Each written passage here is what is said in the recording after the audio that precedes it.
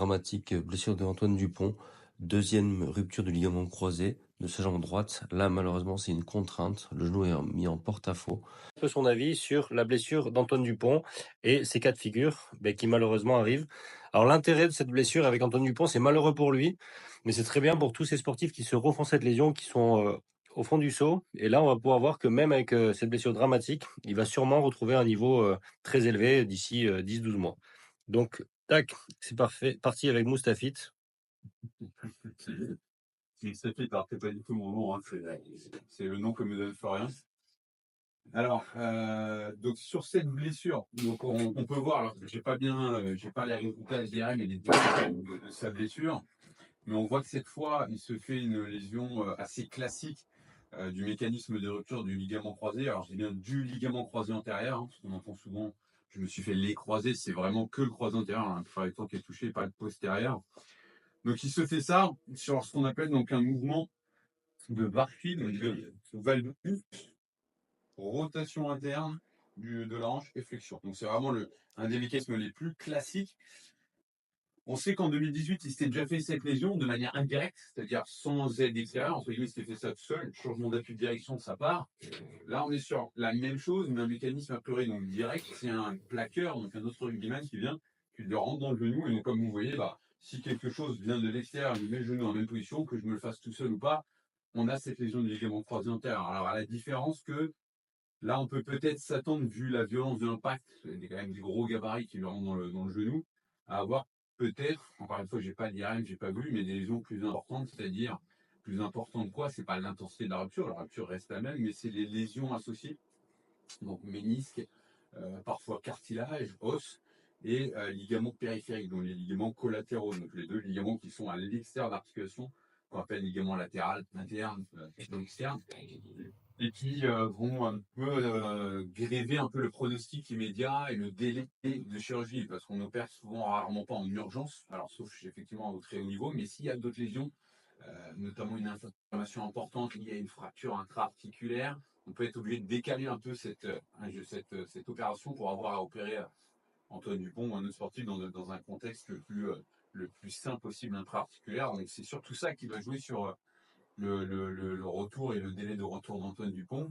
Est-ce qu'il y a un geste sur le ménisque en plus? Est-ce qu'on l'opère tout de suite ou pas?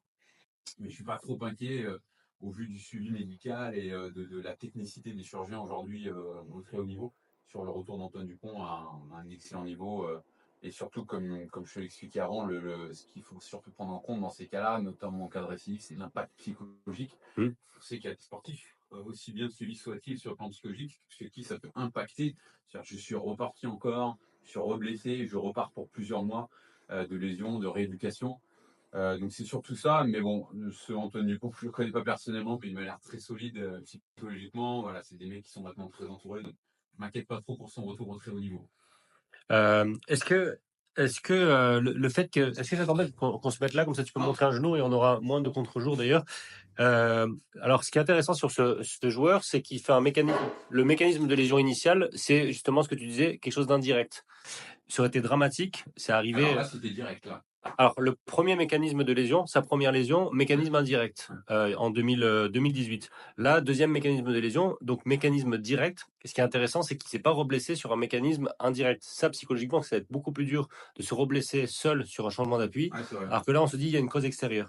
Là, je sais que justement, un des chirurgiens avec qui on travaille a réopéré un patient opéré par un Macintosh à la base. Il l'a repris et lui, il s'est fait un traumatisme de lésion justement indirect, tout seul, ce qui est beaucoup plus dur à encaisser. Donc psychologiquement, est-ce que sa reprise peut être plus facile parce qu'il y a vraiment un élément extérieur qui a fait ça?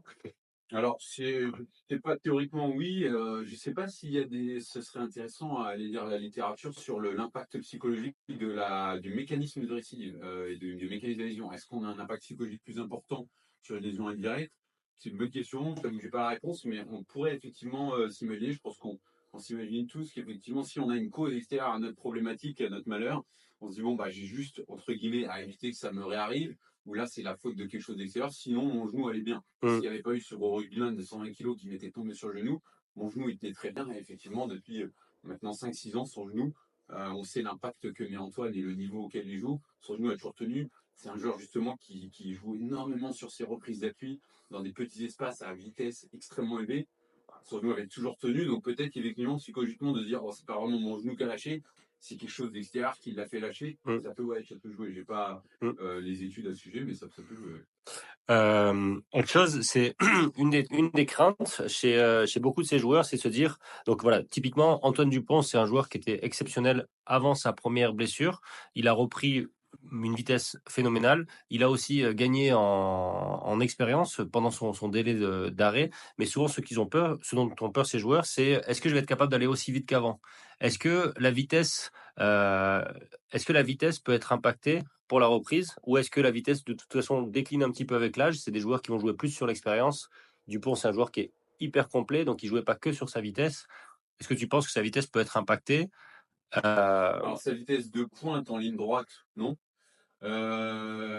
L'appréhension qu'il va probablement un peu avoir va peut-être changer un petit peu sa vitesse sur les changements d'appui au départ. Ça peut effectivement jouer, ça c'est vraiment très difficile à prédire. Maintenant, comme tu le dis, Duni, il est jeune, donc je pense qu'il ne va pas encore avoir la diminution liée à l'âge. Et il fait partie, à mon avis, de cette gamme de joueurs qui sont tellement complets que quand tu disais, effectivement, ils peuvent s'adapter sur d'autres qualités qu'ils ont. Je pense, moi, dans un autre sport, à Cristiano Ronaldo au foot, qui, quand il a vu qu'il courait moins vite avec l'âge, s'est mis à devenir un buteur, un renard des surfaces. Il s'est mis à marquer énormément, à zoner un petit peu dans le surface de réparation et marquer plus de buts et moins courir. Est-ce qu'Antoine Dupont, avec l'âge, alors là, il est trop tôt, je crois qu'il a 25 ans. Non, 27, il faudrait que je regarde. Donc, est-ce qu'il va devoir s'adapter, effectivement, et jouer un petit peu moins sur sa vitesse de reprise d'appui et plus sur sa présence à des zones, être présent au bon endroit au bon moment pour avoir moins à courir, justement. Probablement qu'il va devoir s'adapter. La lésion, encore une fois, moi, je ne pense pas que sa lésion va impacter son niveau de jeu là dans les 3-4 ans à venir. Quand l'âge va venir, peut-être, mais je pense pas là. C'est un mec qui a une telle discipline, un tel professionnalisme dans son approche pluridisciplinaire, il est extrêmement entouré. Moi, je pense pas que là, dans les 3-4 ans, ça va être chiant, effectivement, pour lui de reprendre. Mais... Ouais, savoir.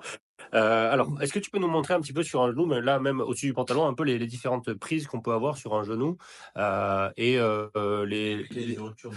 non, plutôt comment, quel type de prise tendineuse on va utiliser, les plus communes sur les greffes, ouais, pardon.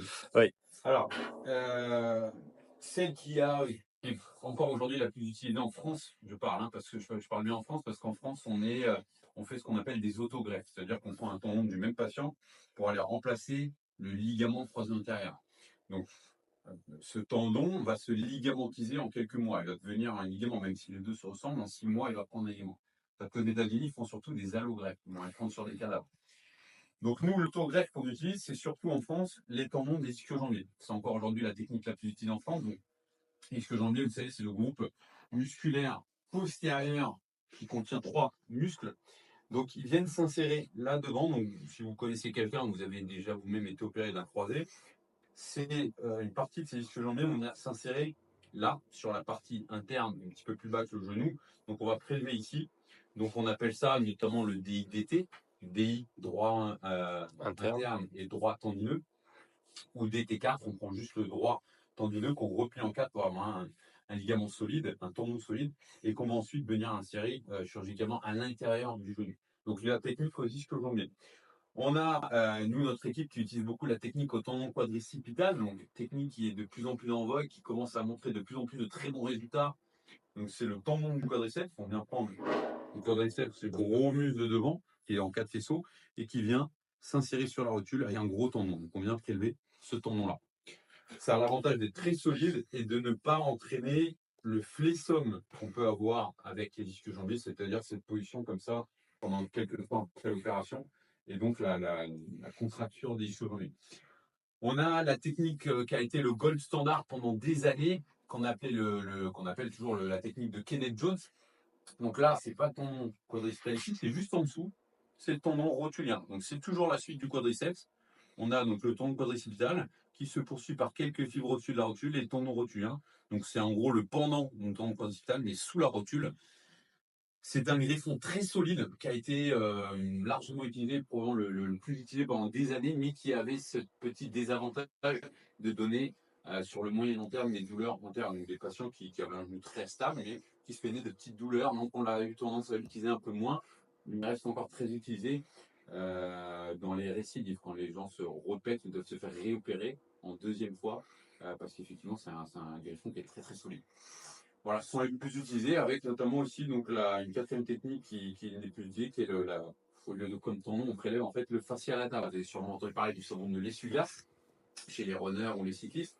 Donc c'est ce fascialata qui est une bande fibreuse qui part d'en haut et qui vient sur la partie latérale du genou, donc qui donne cet essuie-glace quand on a ce signe de frottement. Donc c'est cette bandette, c'est ce fascialata qu'on va venir prélever pour remplacer le ligament croisé antérieur. Donc là, c'est en gros les quatre grandes techniques qu'on utilise. Nous ici, notre équipe, on utilise beaucoup le tendon quadriceps. On a des chirurgiens qui maîtrisent très bien cette technique et on a des résultats post-opératoires qui sont excellents, quoi.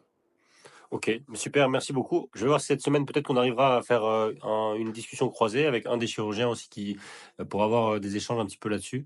Ça pourrait être intéressant d'être plusieurs à discuter de ce sujet-là. Ben, merci beaucoup, Moustafit. Avec plaisir.